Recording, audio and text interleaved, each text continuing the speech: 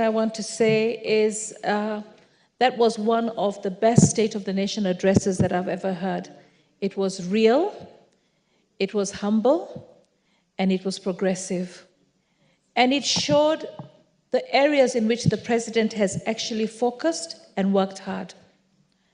And the systems and structures that he's putting in place. We have to understand that the president has been in office only since 2022. And from 2022, I actually have to celebrate and commend him for being a very hard-working, focused president. And so hard-working and focused is he that I am not surprised that him and the Right Honorable Raila Odinga have teamed up to form the broad-based government. The broad-based government does not negate an opposition. Even members of government have been proved to be in opposition. When we come into opposition, it is because we are convicted that something is right and something is wrong. So anyone in this House can choose at any point in their leadership to shift from being opposition or from being government. And we have seen that in this House. That shows the independence of the House and the independence of the members. In 2023, I stood up here and supported the finance bill. Why? Because I was a member of the Housing Committee. And being a member of the Housing Committee, being an elected member for Nairobi County, I know that one of the things that really ails us is housing. Recently, just 2 days ago, it was raining so heavily in Nairobi.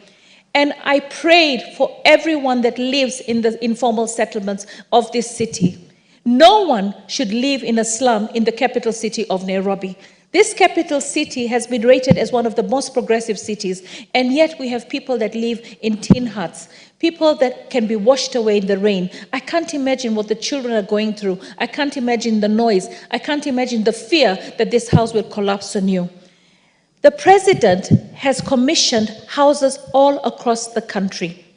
In the Housing Committee, we have also commissioned markets everywhere. So it's trade, it's housing, and you know what?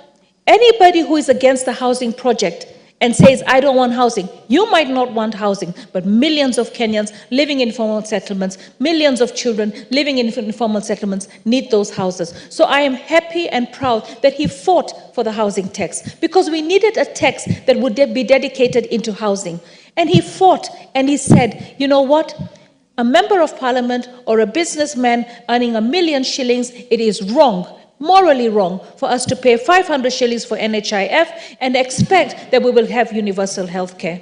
Universal health care means that anybody in this country can be able to walk into a hospital or a facility and be able to get treated, be able to find medicine, be able to find doctors. What does it mean to have doctors and nurses? It means we have jobs. What does it mean to have schools and students in schools? It means we have jobs for teachers. So all this is a holistic program. And I want to tell the Kenyans out there, especially the ones who are abroad and probably never even voted, don't even send any taxes to Kenya. You know, certain countries pay taxes if they want pensions in their own country, certain citizens. I mean, here we have a lot of Kenyans who live abroad, and they make so much noise, and they keep branding the president a liar. I'll tell you one thing. There is no one who can make a promise and be able to deliver it when things that are beyond his control come to play. When the president became president of this country, 1, we had climate change to deal with. 2, we had wars all over the place. We were coming out from COVID. He has tried his best, and he's doing his best. The naysayers and those who are negative, please remember, Kenya belongs to all of us. The president has said we have to be resilient, we have to be focused, and we have to work together.